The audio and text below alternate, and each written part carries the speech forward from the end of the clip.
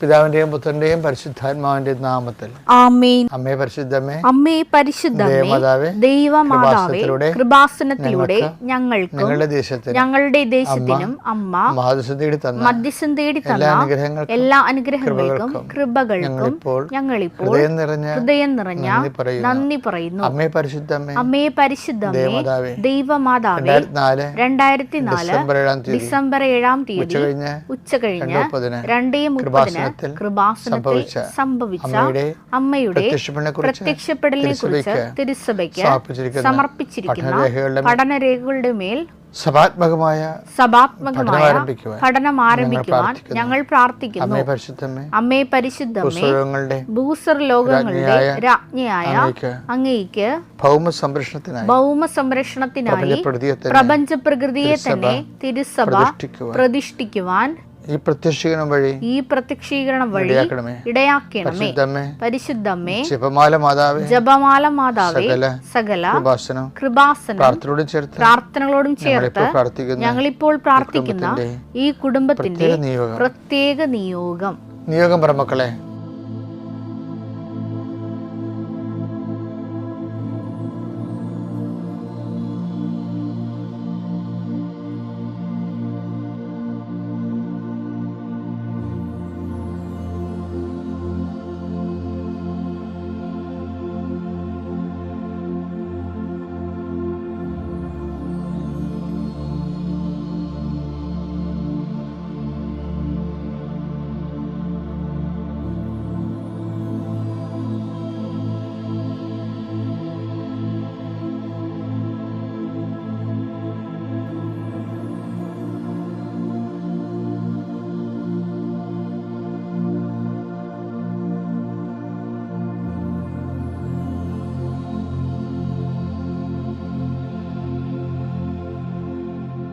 അമ്മയുടെ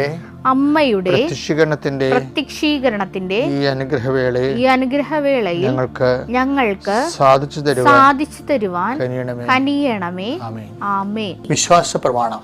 സർവശക്തനായ പിതാവും ആകാശത്തിന്റെയും ഭൂമിയുടെയും സൃഷ്ടാവുമായ ദൈവത്തിൽ ഞാൻ വിശ്വസിക്കുന്നു. അവിടുത്തെ ഏകപുത്രനും ഞങ്ങളുടെ കർത്താവുമായ ഈശോ മിശിഹായിലും ഞാൻ വിശ്വസിക്കുന്നു. ഈ പുത്രൻ പരിശുദ്ധാത്മാവിനാൽ ഗർഭസ്ഥനായി കന്യകാമറിയത്തിൽ നിന്ന് പിറന്ന് പൊന്തിയോസ് പീലാത്തോസിന്റെ കാലത്ത് പീഡകൾ സഹിച്ച് കുരിശിൽ തറയ്ക്കപ്പെട്ട് മരിച്ച് അടക്കപ്പെട്ട് പാതാളങ്ങളിൽ ഇറങ്ങി മരിച്ചവരുടെ ഇടയിൽ നിന്ന് 3-ാം നാൾ ഉയർത്ത് സ്വർഗത്തിലേക്ക് എഴുന്നള്ളി സർവശക്തിയുള്ള പിതാവായ ദൈവത്തിന്റെ വലതുഭാഗത്തിരിക്കുന്നു. അവിടെ നിന്ന് ജീവിക്കുന്നവരെയും മരിച്ചവരെയും വിധിക്കുവാൻ വരുമെന്നും ഞാൻ വിശ്വസിക്കുന്നു. പരിശുദ്ധാത്മാവിലും ഞാൻ വിശ്വസിക്കുന്നു. വിശുദ്ധ കത്തോലിക്കാ സഭയിലും പുണ്യവാന്മാരുടെ ഐക്യത്തിലും പാപങ്ങളുടെ മോചനത്തിലും ശരീരത്തിന്റെ ഉയർപ്പിലും നിത്യമായ ജീവിതത്തിലും ഞാൻ വിശ്വസിക്കുന്നു. ആമേൻ. സ്വർഗ്ഗസ്ഥനായ ഞങ്ങളുടെ പിതാവേ, അങ്ങയുടെ നാമം പൂജിതമാകണമേ. അങ്ങയുടെ രാജ്യം വരണമേ. അങ്ങയുടെ തിരുമനസ് സ്വർഗത്തിലെ പോലെ ഭൂമിയിലും ആകണമേ. അന്നു വേണ്ടുന്ന ആഹാരം ഇന്ന് ഞങ്ങൾക്ക് തരണമേ. ഞങ്ങളോട് തെറ്റ് ചെയ്യുന്നവരോട് ഞങ്ങൾ ക്ഷമിക്കുന്നത് പോലെ ഞങ്ങളുടെ തെറ്റുകൾ ഞങ്ങളോടും ക്ഷമിക്കണമേ. ഞങ്ങളെ പ്രലോഭനത്തിൽ ഉൾപ്പെടുത്തരുതേ, തിന്മയിൽ ഞങ്ങൾ രക്ഷിക്കണമേ. ആമേൻ. നന്മ നിറഞ്ഞ മറിയമേ, സ്വസ്തി. കർത്താവ് അങ്ങയുടെ കൂടെ സ്ത്രീകളിൽ അങ്ങ് അനുഗ്രഹിക്കപ്പെട്ടവളാകുന്നു. അങ്ങയുടെ ഉദരത്തിൻ ഫലമായി ഈശോ അനുഗ്രഹിക്കപ്പെട്ടവനാകുന്നു. പരിശുദ്ധ മറിയമേ, തമ്പുരാന്റെ അമ്മേ, പാപികളായ ഞങ്ങൾക്ക് വേണ്ടി ഇപ്പോഴും ഞങ്ങളുടെ മരണസമയത്തും തമ്പുരാനോട് അപേക്ഷിക്കണമേ. ആമേൻ. കർത്താവേ, നിന്റെ വിശുദ്ധ പൗരോഹിത്യത്തെ മഹത്വപ്പെടുത്തണമേ. കർത്താവേ, സഭയിലുള്ള സാന്നിധ്യം പ്രകടമാക്കണമേ.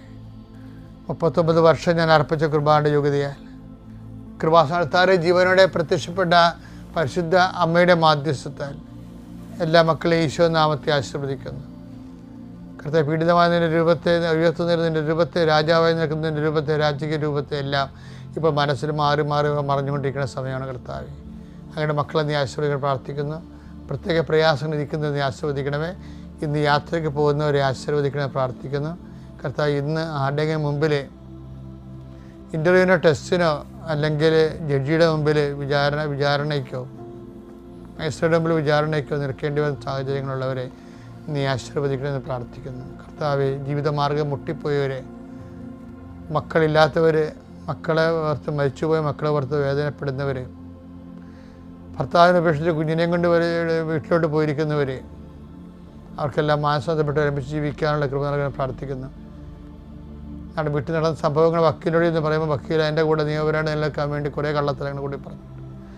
നിൻ്റെ ജീവിതത്തെ തകർത്ത് തരിപ്പണമാക്കിക്കൊണ്ട് നിനക്ക് ഇനി ജീവിതകാലത്ത് ഈ ജന്മത്തിൽ കർത്താവിൻ്റെ മുമ്പിൽ വരാൻ പറ്റാത്ത രീതി നിന്നെ ആക്കി കളഞ്ഞിട്ടുള്ള നിയമ സാഹചര്യങ്ങളിലേക്ക് നീ വലിച്ചിഴപ്പെട്ടൊരു സാഹചര്യങ്ങളെ അതിന് നിയമപരമായിട്ട് സത്യസന്ധത അതിജീവിക്കാൻ പരിശുദ്ധ ദേവമാതാവ് നിനക്ക് വേണ്ടി മധ്യസ്ഥ പ്രാർത്ഥിക്കാൻ വേണ്ടി കർത്താവ് നിന്നെ ആശീർവദിക്കട്ടെ എന്ന് പ്രാർത്ഥിക്കുന്നു. Lord Jesus Christ, pour out His Spirit, touch with the fire fingers, walk with the precious blood.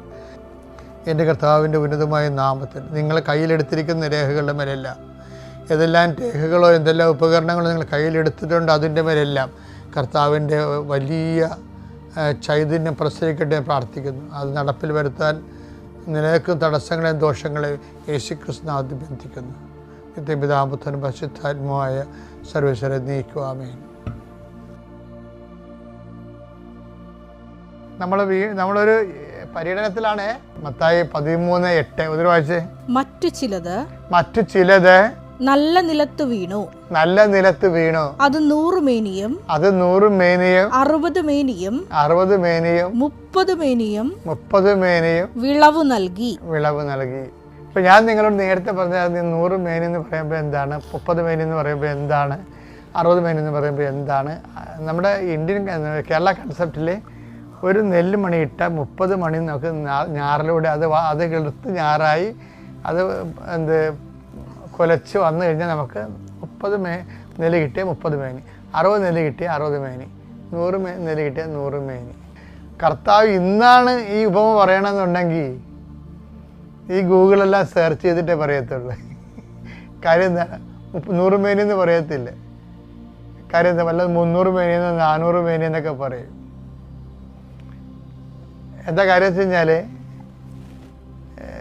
എന്തുകൊണ്ട് അങ്ങനെ പറഞ്ഞു വെച്ച് കഴിഞ്ഞാൽ, ചില വിത്തിന് അനന്തമായ സാധ്യതയുടെ വിളവുണ്ട്. നമ്മൾ ആദ്യ ദിവസത്ത് കണ്ടപ്പോൾ നിത്യതയിൽ വിളയുന്ന വിത്തിനെ കുറിച്ച് പറഞ്ഞില്ലേ? നിങ്ങൾ കഴിഞ്ഞ ഞായറാഴ്ചത്തൊക്കെ പോയി നോക്കിയാൽ മതി. അല്ല, ശനിയാഴ്ചത്ത് നിത്യതയിൽ വിളയുന്ന വിത്ത്. നിത്യതയിൽ മാത്രമേ അത് നമ്മളിപ്പോൾ ഭൂമി വിതക്കും ആത്മാവിൽ നിത്യതയിലാണത് കൊലക്കണത്, പാകമാകണത്. അപ്പം അതുപോലെ തന്നെ ഒരു വിത്ത് വിതക്കുമ്പോൾ 400 മേനി കിട്ടണതുണ്ട്. 100 മേനി അല്ല, 400 മേനി കിട്ടും. അതെന്താണത്? വിശ്വാസത്തിന് 30 മേനി, പ്രത്യാശയ്ക്ക് 60 മേനി, സ്നേഹത്തിന് 100 മേനി. പിന്നെ എന്താണ് 400 മേനി എന്ന് പറയുന്നത്? സമർപ്പണമാണ്.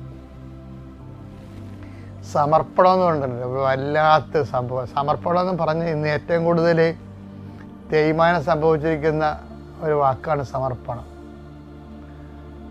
വഴിയോരത്ത് നേർച്ചപ്പെട്ടിയിലും സമർപ്പണം എന്ന് എഴുതിയിട്ടുണ്ട്. അടിമ വെക്കാൻ ചെല്ലുമ്പോൾ അവിടെ സമർപ്പണം ചെയ്തിട്ടുണ്ട്. സമർപ്പണം അതൊന്നും അല്ലായിരുന്നില്ല. സങ്കടം വരുന്നൊക്കെ കാണുമ്പോഴേ അതായത് സമർപ്പണം അല്ലല്ലോ അതൊന്നും. അതൊക്കെ സമർപ്പണമാണ്. സമർപ്പണത്തിൻ്റെ ഏറ്റവും ലഘുരൂപങ്ങളാണ് അതൊക്കെ. സമർപ്പണം എന്ന് എന്താ മക്കളെ? ഒരു മനുഷ്യന് ഒരു കുറവ് ഇറച്ചിയായിട്ട് അപ്പൻ്റെ വാക്ക് പാലിക്കാൻ വേണ്ടി വിറകെ തൂങ്ങിയ കഥയണല്ല, സംഭവമാണല്ല വചനമെന്ന് പറയുന്നത്. ആ മനുഷ്യൻ അവസാനം കഴിഞ്ഞ് അപ്പൻ എന്നെ കൈവിടുകയില്ലെന്ന് ഞാൻ പറഞ്ഞു പോയില്ല അപ്പ എന്ന് നിലവിളിക്കും. നിങ്ങളെല്ലാവരും എന്നെ ഉപേക്ഷിക്കും, എൻ്റെ അപ്പനോട് എനിക്ക് അപ്പൻ എന്നെ ഉപേക്ഷിക്കത്തില്ലെന്ന് പറഞ്ഞു. അതൊരു ചങ്കായിരുന്നു ശരിക്കും, അതൊരു ധൈര്യമായിരുന്നു. പക്ഷെ കുരിശിൽ അപ്പനോ മകനെ അപ്പനെ ഉപേക്ഷിക്കേണ്ടി വന്നൊരു കഥയുണ്ട്. അപ്പം മകൻ പറഞ്ഞൊരു വാക്കുണ്ട്, അതാണ് 400 മേനി എന്ന് പറയുന്നത്. എന്താണ്? എലോയ് ലമ സബക്താനി, എൻ്റെ ദൈവമേ എന്തുകൊണ്ട് നീ എന്നെ ഉപേക്ഷിച്ചു? അവനും ചോദിക്കും, നീയും ചോദിക്കാതെ ഈ ഭൂമിയിൽ നിന്ന് പോകാൻ പറ്റത്തില്ല. നീ വൃത്തിയുള്ളവനാണെങ്കിൽ ഈ ചോദ്യം ദൈവത്തോട് ചോദിച്ചിരിക്കും, ഇന്നല്ലെങ്കിൽ നാളെ ചോദിക്കണം. അതിന് ഉത്തരവ് ഉണ്ടാകുകയും ചെയ്യരുത്. അതാണ് വിശ്വാസം എന്ന് പറയുന്നത്.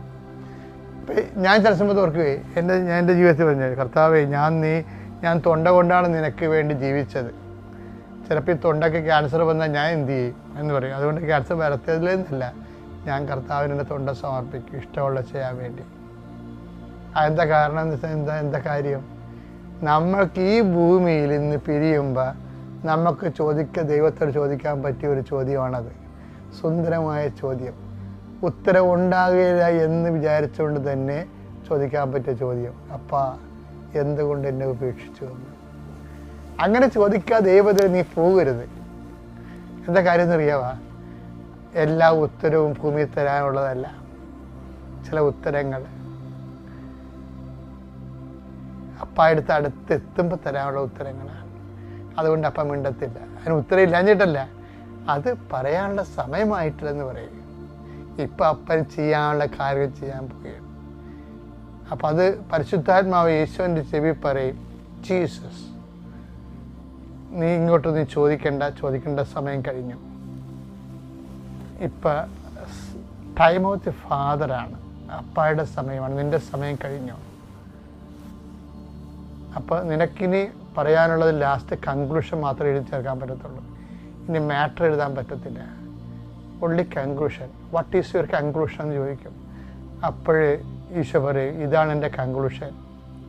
അപ്പയെ കാണുന്നില്ല, അപ്പ ഉപേക്ഷിച്ച് എനിക്ക് തോന്നണ പോലെ എനിക്ക് തോന്നണം, പക്ഷേ I come on my spirit, that is my conclusion. എൻ്റെ ജീവിതത്തിൻ്റെ കൺക്ലൂഷൻ അതാണ്. എന്താണ്? ഞാൻ എന്നെ സമർപ്പിക്കണം. Whether you resent me or not, I don't mind. I adhere to your mind, your heart.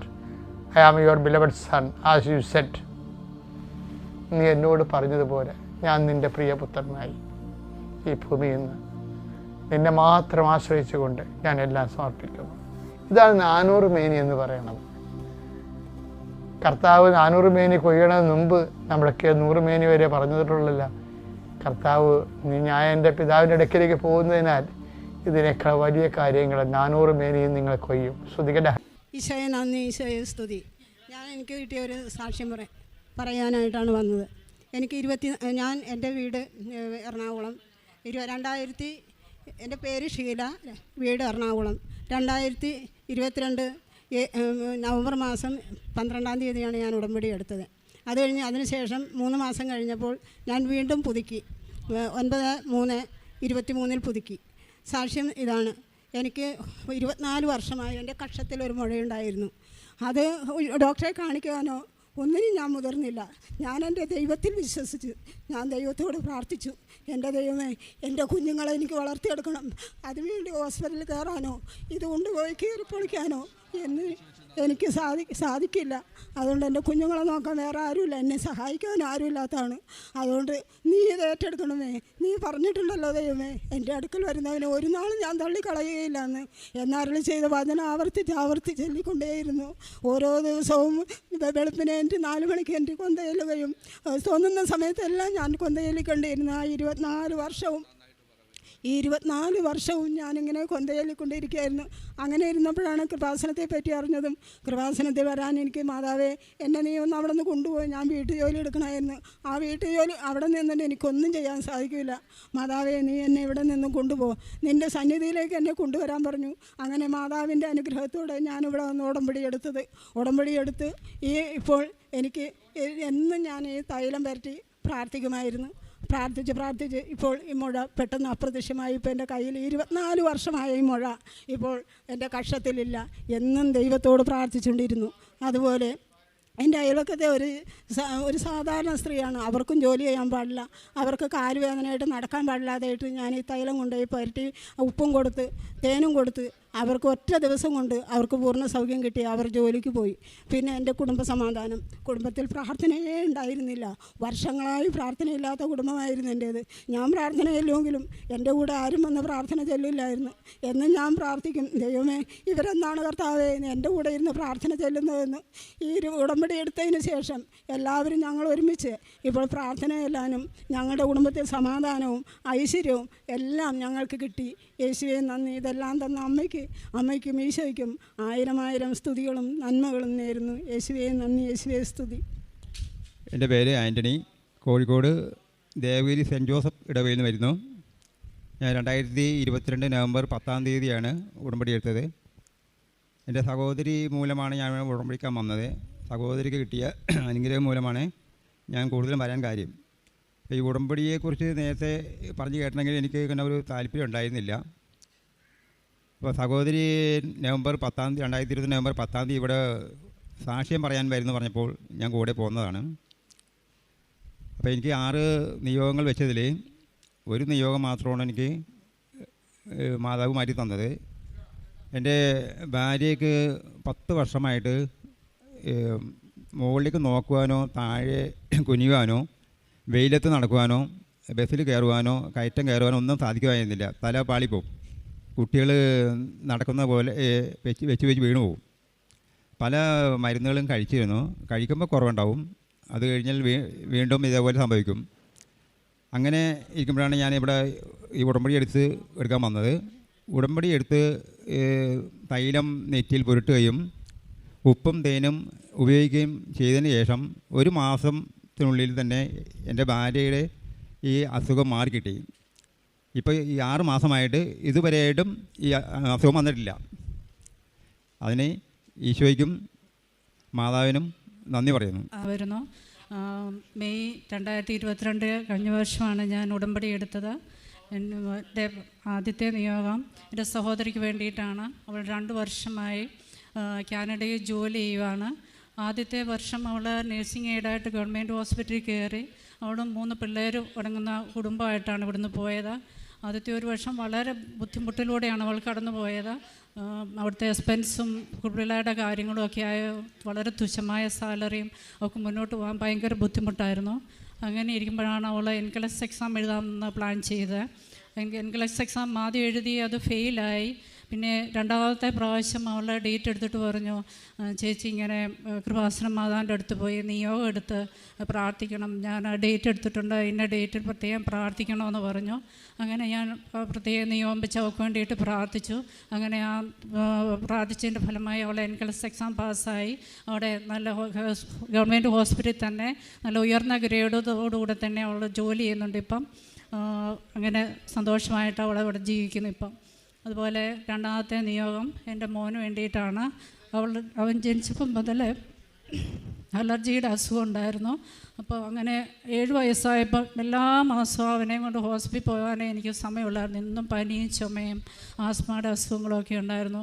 അങ്ങനെ 7ാമത്തെ വയസ്സിൽ അവന് ടോൺസിലെക്ടമി അഡിനോയിഡക്ടമിയും കൂടെ ചെയ്തു. അത് കഴിഞ്ഞപ്പോഴത്തേക്കും അവൻ്റെ അസുഖം അങ്ങോട്ട് മാറിയില്ല, കംപ്ലീറ്റ് അലർജി. എന്നും എണീക്കുമ്പോൾ തന്നെ അവന് തുമ്മലും മൂക്കുചൊറിച്ചിലും ഭയങ്കര ഇറിറ്റേറ്റഡ് ആയിരുന്നു. അവന് സ്ഥിരം മെഡിസിനായിട്ട് അവൻ ആൻറ്റിഹിസ്റ്റമിനുമായിട്ടാണ് ഇന്നും സ്കൂളിൽ പോയിക്കൊണ്ടിരുന്നത്. അങ്ങനെ 6 വർഷം കഴിഞ്ഞ വർഷം ഉടമ്പടി എടുത്തതിന് ശേഷം അവന് ഇന്ന് തൈലം തേച്ച് അവൻ്റെ നെറ്റിയിൽ സ്കൂളിൽ പറഞ്ഞു വിടുമായിരുന്നു.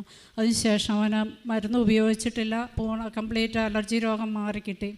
3ാമത്തെ സാക്ഷി എന്ന് പറയുന്നത് എൻ്റെ മകൾ ഏഞ്ചലിന് വേണ്ടിയിട്ടാണ്. അവൾ BSc നേഴ്സിംഗ് കഴിഞ്ഞ വർഷം മാർച്ചിൽ പാസ് ഔട്ടായി. അപ്പോളോ ഹോസ്പിറ്റൽ ചെന്നൈയിലായിരുന്നു പഠിച്ചിരുന്നത്. അപ്പം അവൾക്ക് മെയ് ആയപ്പോൾ അവൾ OET എക്സാം പാസ്സായി. അങ്ങനെ UK പേപ്പർ വർക്കെല്ലാം പ്രോസസ്സ് ചെയ്യാൻ കഴിഞ്ഞു. അത് കഴിഞ്ഞ് അവളുടെ സർട്ടിഫിക്കറ്റ് വന്നില്ല. അങ്ങനെ അവർ ജൂണിൽ സർട്ടിഫിക്കറ്റ് തരുമെന്ന് പറഞ്ഞു. പക്ഷേ അവർ സർട്ടിഫിക്കറ്റ് ഇഷ്യൂ ചെയ്തില്ല. അങ്ങനെ ഡിസംബർ വരെ ആ സർട്ടിഫിക്കറ്റിന് വേണ്ടിയിട്ട് വെയിറ്റ് ചെയ്തു. അങ്ങനെ അവളുടെ പോകാനുള്ള 2 ചാൻസ് നഷ്ടപ്പെട്ടു. അപ്പോൾ ഇതിനിടയ്ക്ക് ഞങ്ങൾ ഡിസംബറൊക്കെ ആയപ്പോഴത്തേക്കിന് അവിടെ ചെന്നൈ യൂണിവേഴ്സിറ്റിയിലേക്ക് UK ഇത് വെച്ച് റിക്വസ്റ്റ് വെച്ച് ഇങ്ങനെ ഞങ്ങൾക്ക് എത്രയും പെട്ടെന്ന് സർട്ടിഫിക്കറ്റ് അയച്ചു തരണം, ഞങ്ങളുടെ ഇങ്ങനെ 2 ചാൻസ് നഷ്ടപ്പെട്ടു, അതുകൊണ്ട് സർട്ടിഫിക്കറ്റ് എത്രയും പെട്ടെന്ന് ഇഷ്യൂ ചെയ്യണമെന്നും പറഞ്ഞ് അവിടെ വൈസ് ചാൻസലർക്ക് ഒരു ലെറ്റർ അയച്ചു. അതിന് പ്രത്യേകിച്ച് റിപ്ലൈ ഒന്നും വന്നില്ല. 2 ആഴ്ച കഴിഞ്ഞപ്പോഴത്തേക്കും അവിടെ നിന്ന് ഒരു സാറ് വിളിച്ചു പറഞ്ഞു, ഒരു ഫോൺ കോൾ വന്നു മോളുടെ ഫോണിലേക്ക്, ഇങ്ങനെ 20,000 റുപ്പീസ് കൊണ്ടുവരുവാണെങ്കിൽ സർട്ടിഫിക്കറ്റ് ഇഷ്യൂ ചെയ്യാവുന്ന. പക്ഷേ അവൾ ഓൾറെഡി കോളേജിൽ ചേർന്നപ്പോൾ തന്നെ സർട്ടിഫിക്കറ്റിനുള്ള പൈസയൊക്കെ അടച്ചിട്ടുണ്ടായിരുന്നു. അതുകൊണ്ട് ഞങ്ങൾ പിന്നെ ആലോചിച്ചിട്ട് പറയാമെന്ന് പറഞ്ഞു. അത് കഴിഞ്ഞ് ഞങ്ങൾ ഈ ഫോൺ നമ്പർ സേവ് ചെയ്തായിരുന്നു ഈ സാറിൻ്റെ. അപ്പം കൂടെ അങ്ങോട്ട് വിളിച്ച് ചോദിക്കും, എന്തായി സർട്ടിഫിക്കറ്റ്, ഞങ്ങൾക്ക് ഇങ്ങനെ മോൾക്ക് പോകാൻ റെഡി ആയിട്ടിരിക്കുകയാണ്, എത്രയും പെട്ടെന്നൊന്ന് ഇഷ്യൂ ചെയ്ത് തരണമെന്ന്. അവസാനം ആ സാറ് പറഞ്ഞു, എന്നാൽ നിങ്ങളൊരു കാര്യം ചെയ്യുക, ഇവിടം വരെ വന്ന് അതിൻ്റെ UK പേപ്പറും അതിനുള്ള ഒന്നും കൂടെ അപ്ലൈ ചെയ്യുക. അങ്ങനെ എൻ്റെ മോൾ അവിടെ ചെന്ന് കഴിഞ്ഞിട്ട് യൂണിവേഴ്സിറ്റി ചെന്ന് സാറിനെ കണ്ടു. സാറിൻ്റെ കയ്യിൽ പേപ്പറും അതെല്ലാം കൊടുത്തു. UK പോകാനുള്ള ഫോർവേഡ് ചെയ്യാനുള്ള ആ പേപ്പറും ഓഫർ ലെറ്ററും എല്ലാം കൊടുത്തു. അന്നേരം സാർ പറഞ്ഞു അങ്ങനെ ഞാൻ ബൈ പോസ്റ്റിൽ വീട്ടിലേക്ക് സർട്ടിഫിക്കറ്റ് അയച്ചേക്കാവുന്ന. അങ്ങനെ സർട്ടിഫിക്കറ്റ് ഫെബ്രുവരി ആയപ്പോഴത്തേക്കിനും അയച്ചു തന്നു. അങ്ങനെ മോള് കഴിഞ്ഞ മാസം ഏപ്രിൽ UK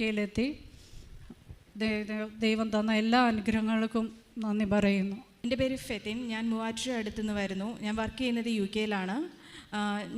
എൻ്റെ അമ്മ ഇവിടെ വന്ന് 2022 സെപ്റ്റംബർ 18 ഉടമ്പടി എടുത്തിട്ടുണ്ടായിരുന്നു. അമ്മയുടെ ഉടമ്പടി പ്രകാരം ഞങ്ങൾ പ്രാർത്ഥിച്ചതിനെ തുടർന്നുണ്ടായ ഞങ്ങൾക്ക് കിട്ടിയ അനുഗ്രഹങ്ങളെക്കുറിച്ച് സാക്ഷ്യം പറയുവാനാണ് ഞാനിവിടെ നിൽക്കുന്നത്. ആദ്യമായിട്ട് എനിക്ക് കല്യാണം കഴിഞ്ഞിട്ട് 3 വർഷമായിട്ടും കുട്ടികൾ ഉണ്ടായിരുന്നില്ല. 3-ാമത്തെ വർഷം എനിക്ക് പ്രഗ്നൻ്റായി. ട്വിൻ പ്രഗ്നൻസി ആയിരുന്നു. പക്ഷേ അതിന് മിസ്കാരേജ് ആയി. അപ്പം ഭയങ്കര സങ്കടമായിരുന്നു. ഞങ്ങൾ മാതാവിനോട് പ്രാർത്ഥിച്ചു. അമ്മ അച്ഛൻ്റെ ടോക്സൊക്കെ കേട്ട് പ്രാർത്ഥിക്കുന്നുണ്ടായിരുന്നു. അങ്ങനെ ഒത്തിരി പ്രാർത്ഥിച്ചതിൻ്റെ ഫലമായിട്ട് വീണ്ടും ഞാൻ പ്രഗ്നൻ്റായി. പ്രഗ്നൻസിയുടെ സമയത്തും ഒത്തിരി കോംപ്ലിക്കേഷൻസ് ഉണ്ടായിരുന്നു. 5 മാസത്തോളം ഇടവിട്ട് ബ്ലീഡിങ് ഉണ്ടായിരുന്നു. കുറേ നാൾ റെസ്റ്റ് എടുക്കേണ്ടി വന്നു. അപ്പോഴും എല്ലാം ഈ ടോക്സ് കേൾക്കുന്നുണ്ടായിരുന്നു, പ്രാർത്ഥിക്കുന്നുണ്ടായിരുന്നു. പിന്നീട് ഇടയ്ക്കൊരു 10 വീക്സ് കഴിയുമ്പോഴത്തേക്കും ഒരു ബ്ലഡ് ടെസ്റ്റ് ചെയ്യും അവിടെ. അപ്പം അതിൽ പറഞ്ഞു കുഞ്ഞിന് ചില അബ്നോർമാലിറ്റീസ് ഉണ്ടാവാൻ സാധ്യതയുണ്ട് എന്നവർ പറഞ്ഞു. അപ്പോൾ നമുക്ക് ഭയങ്കര സങ്കടമായി. ഒത്തിരി പ്രാർത്ഥിച്ച് കിട്ടിയ കുഞ്ഞാണ്. അപ്പം ഇങ്ങനെയൊക്കെ കേൾക്കുമ്പോൾ ഭയങ്കര ബുദ്ധിമുട്ടായി പോയായിരുന്നു. പക്ഷേ ഞങ്ങൾ പ്രാർത്ഥന കൈവിട്ടില്ല. ഞങ്ങൾ പിന്നെയും പ്രാർത്ഥിക്കുന്നുണ്ടായിരുന്നു. അവിടെ ആയിരുന്നുകൊണ്ട് ഞാൻ അച്ഛൻ്റെ ടോക്സ് കേൾക്കും. അമ്മ അതിതീവ്രമായിട്ട് പ്രാർത്ഥിക്കുന്നുണ്ടായിരുന്നു. പിന്നീട് ഒരു ടെസ്റ്റോടെ ചെയ്ത് നോക്കാമെന്ന് പറഞ്ഞു. ഒരു റിപ്പീറ്റ് ബ്ലഡ് ടെസ്റ്റ് NIPT എന്ന് പറഞ്ഞിട്ട് ചെയ്തു കഴിഞ്ഞപ്പം അതിൽ ദൈവത്തിൻ്റെ അനുഗ്രഹം കൊണ്ട് കുഞ്ഞിന് യാതൊരു കുഴപ്പവും ഇല്ല എന്നാണ് കാണിച്ചത്. വീണ്ടും പ്രഗ്നൻസിയിൽ കുറച്ച് കോംപ്ലിക്കേഷൻസിന് ശേഷം എനിക്ക് സിസേറിയൻ ആയിരുന്നു. സിസേറിയൻ കഴിഞ്ഞിട്ട് ആരോഗ്യമുള്ളൊരു കുഞ്ഞിനെ ഞങ്ങൾക്ക് കിട്ടി. പക്ഷേ എനിക്ക് പല ബുദ്ധിമുട്ടുകളും അവിടെ ഉണ്ടായിരുന്നു. സിസേറിയൻ കഴിഞ്ഞ് UK 24 മണിക്കൂർ കഴിയുമ്പോൾ നമ്മളെ ഹോസ്പിറ്റലിൽ നിന്ന് ഡിസ്ചാർജ് ചെയ്ത് വിടും. ഹോസ്പിറ്റലിൽ നിന്ന് വിട്ട് ഞാൻ വീട്ടിൽ വന്നു കഴിഞ്ഞപ്പോഴത്തേക്കിനും എനിക്ക് ഭയങ്കരമായിട്ടുള്ള വയറുവേദന ഉണ്ടായിരുന്നു. ഒട്ടും നമുക്ക് സഹിക്കാൻ പറ്റാത്തതുള്ള വയറുവേദനയായിരുന്നു. പിന്നെ വീണ്ടും ഞാൻ ഹോസ്പിറ്റലിൽ അഡ്മിറ്റായി കഴിഞ്ഞപ്പോൾ അവർ ടെസ്റ്റൊക്കെ ചെയ്തു. CT സ്കാൻ ചെയ്തു, ബ്ലഡ് ടെസ്റ്റ് ചെയ്തു. അവർ പറഞ്ഞു ഇൻഫെക്ഷനുണ്ട്, പിന്നെ ക്രിയാറ്റിൻ്റെ ലെവല് കുറച്ച് കൂടിയിട്ടുണ്ട് എന്നൊക്കെ അവർ പറഞ്ഞു. അവർ കുറച്ച് ട്രീറ്റ്മെൻറ്റ്സ് തന്നു. അവിടെ നമ്മളൊക്കെ അധികം അവരത്രമേൽ ആവശ്യമുണ്ടെങ്കിൽ മാത്രമേ നമ്മളെ അഡ്മിറ്റ് ചെയ്യത്തുള്ളൂ. അവർ 2 ദിവസം എന്നെ ട്രീറ്റ്മെൻറ്റ് നടത്തി. അവർ തിരിച്ച് വീട്ടിൽ വിട്ടു. 2 ദിവസം കഴിഞ്ഞപ്പോൾ എനിക്ക് പനി വിട്ട് മാറുന്നില്ല. എന്ത് ചെയ്തിട്ടും പനി മാറാതായപ്പോൾ പിന്നെയും ഞങ്ങൾ ചെയ്യുന്നു. അവർ പറഞ്ഞു പിന്നെയും നീ അഡ്മിറ്റ് ആവണമെന്ന് പറഞ്ഞു. അഡ്മിറ്റായി. പിന്നെയും അവർ CT സ്കാൻ ചെയ്തു, ബ്ലഡ് ടെസ്റ്റ് ചെയ്തു. ബ്ലഡ് ടെസ്റ്റിൽ അവർ പറഞ്ഞു ഇൻഫെക്ഷൻ്റെ ഇൻഫ്ലമേറ്ററി മാർക്കേഴ്സ് എല്ലാം ഭയങ്കര കൂടുതലാണ്. CT സ്കാനിൽ അവർക്ക് റൈറ്റ് കിഡ്നിയുടെയും യൂട്രസിൻ്റെയും ഇടയ്ക്ക് ഫ്ലൂയിഡ് കളക്ഷൻ കാണാൻ പറ്റി. അപ്പം അവർ പറഞ്ഞത് അതിൻ്റെ പൊസിഷൻ എങ്ങനെയാണെന്ന് വെച്ചാൽ നമുക്ക് കുത്തി എടുക്കാൻ പറ്റാത്ത ഒരു പൊസിഷനിലാണ് അതിരിക്കുന്നത്. അപ്പം ഒന്നല്ലെങ്കിൽ മരുന്നുകൾ തന്നു നോക്കാം, ഇല്ലെങ്കിൽ അത് വീണ്ടും തുറക്കേണ്ടതായിട്ട് വരും. അങ്ങനെയാണ് അവർ പറഞ്ഞത്. അപ്പോൾ നമുക്ക് ഭയങ്കര വിഷമമായി.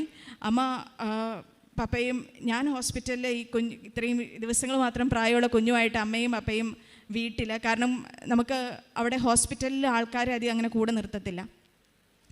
ഒത്തിരി പ്രാർത്ഥിച്ചു. അമ്മ എൻ്റെ ഫുഡിൽ ഇവിടുന്ന് അമ്മ ഉടമ്പടിയുടെ അടുത്തതിൻ്റെ ഭാഗമായിട്ട് ഉപ്പ് കൊണ്ടുവന്നിട്ടുണ്ടായിരുന്നു. അത് എനിക്ക് ചേർത്ത് തന്നു. തൈലം വെച്ച് പ്രാർത്ഥിച്ചു. കാശുരൂപം ത്രൂ ഔട്ട് എൻ്റെ കഴുത്തിലുണ്ടായിരുന്നു. അങ്ങനെ 3 തരത്തിലുള്ള ആൻറ്റിബയോട്ടിക് അവരെനിക്ക് തന്നിട്ടും ഞാൻ റെസ്പോണ്ട് ചെയ്യാതിരുന്ന ഞാൻ ഇങ്ങനെ പ്രാർത്ഥിച്ച് എല്ലാം കഴിഞ്ഞപ്പോഴത്തേക്കിനും പതിയെ മരുന്നിനോട് റെസ്പോണ്ട് ചെയ്തു തുടങ്ങി. എൻ്റെ പനി കുറഞ്ഞു തുടങ്ങി. കുറച്ച് ദിവസങ്ങളുടെ ഒരു ട്രീറ്റ്മെൻറ്റിന് ശേഷം എനിക്ക് ഹോസ്പിറ്റലിൽ വിടാൻ സാധിച്ചു. ഇതെല്ലാം അമ്മ മാതാവിൻ്റെ അനുഗ്രഹമായിട്ട് കാണുന്നു. അമ്മ മാതാവിന് ഒരുപാട് നന്ദി. എൻ്റെ പേര് മിനി. ഞാൻ മാൻപട്ടം സെൻറ്റ് ജോർജ് ഇടവകയിൽ നിന്ന് വരുന്നു. മെയ് 2022 കഴിഞ്ഞ വർഷമാണ് ഞാൻ ഉടമ്പടി എടുത്തത്.